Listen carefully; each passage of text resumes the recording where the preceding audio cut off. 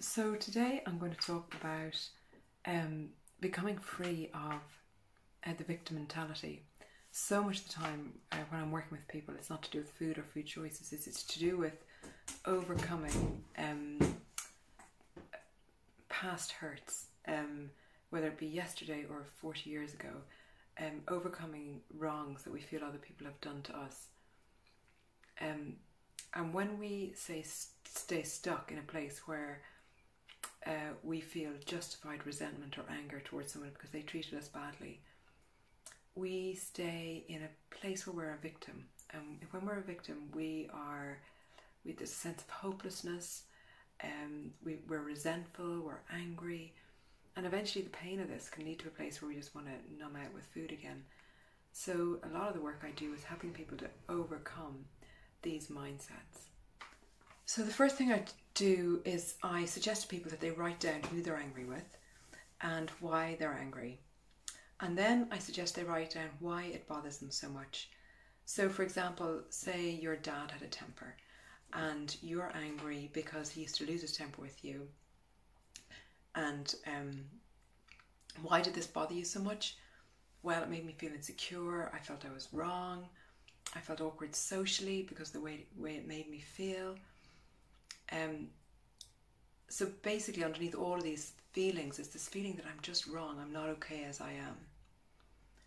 So Dad's anger has triggered that in me, okay? So the interesting thing now is to look at that feeling that I'm not okay, okay? And that is if we hang on to that idea that we're not okay, we will end up doing things that will cause so much suffering in our lives. One thing we'll do is we'll be really needy. We'll need attention from other people to make us feel okay. We will start to look to food to make us feel okay. We might think we need a bigger house, a better car, more money. We need to be more intelligent. We need to be prettier in order for us to be okay. And no matter how much of that we get, we never feel quite right. So in that mindset we remain a victim. We are of the opinion that just being who we are isn't enough, and true humility is being okay as we are. If we feel that we're better than other people, it separates us from them and we feel lonely. And if we feel that we're worse than other people, it separates us from them and we feel lonely. So if we can get to a place where we can go, this is who I am, this is it, we are all born different, and this is who I am. I have certain strengths, certain weaknesses. Certainly I'm not perfect, but nobody is. That's when we start to get to a place of freedom. And by the way, by now, the way Dad spoke to me when I was younger has nothing to do with this. This is to do with me changing my thinking now. It's to do with taking responsibility now, because we can't go back and change the past. I'm not suggesting that it's right for parents to be angry with their kids, but we need to take responsibility now if we're to have a life where there's some freedom and some peace. And if we want to get free, if our issue is getting free of compulsions to overeat, we need to become free of this. So what do we do about this? How do we start to make a change? How do we start to outgrow that fear of not being enough, that fear that socially we're not quite good enough, that there's something wrong with us, okay? Well, it's baby steps, and it's practice, and it's every day, taking the tiniest step. I remember I was riddled with fear about what people would think about me. And I remember I had a job once as a sort of a designer in a company, and I made a design which wasn't very good. And anyway, the boss said to me, "That's crap," And I remember for the first time in my life, I didn't go into that place of, oh my God, somebody criticized me, I'm not okay. I just went, oh, that's interesting. Maybe this isn't the career for me. Maybe I'm not in the right job. And I let it be okay. I accepted it. I accepted maybe this isn't my strength. Perhaps my strengths are elsewhere. Okay. And that took time to get to a place where I was able to do that, where I was able to have those sort of thoughts. But it came after a lot of practice.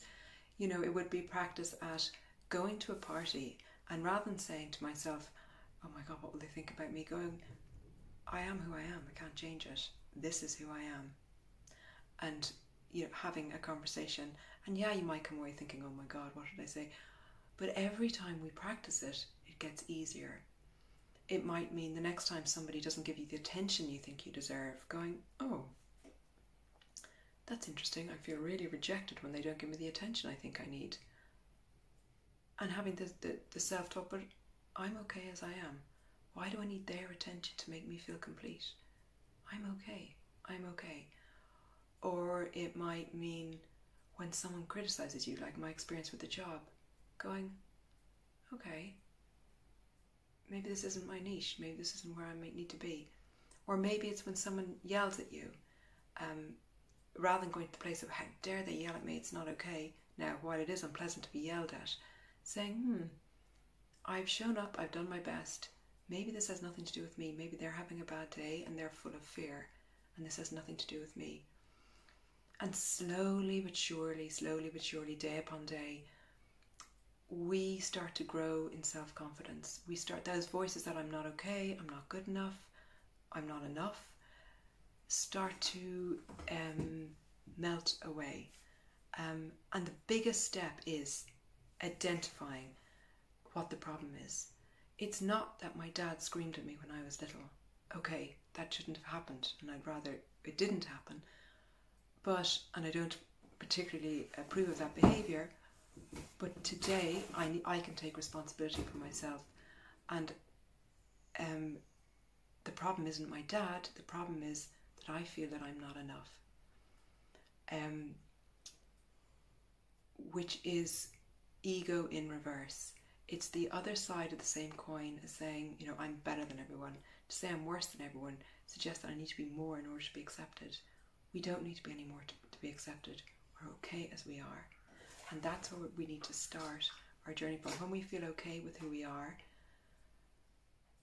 a lot of the anxiety, the fear, the grasping after people's attention, the getting upset when people don't behave the way we need them to, we start to get a self-reliance and a backbone and a security in ourselves. It's not cockiness, it's self-assuredness. So I hope that's been helpful. Leave a comment below if you have any questions. Take care.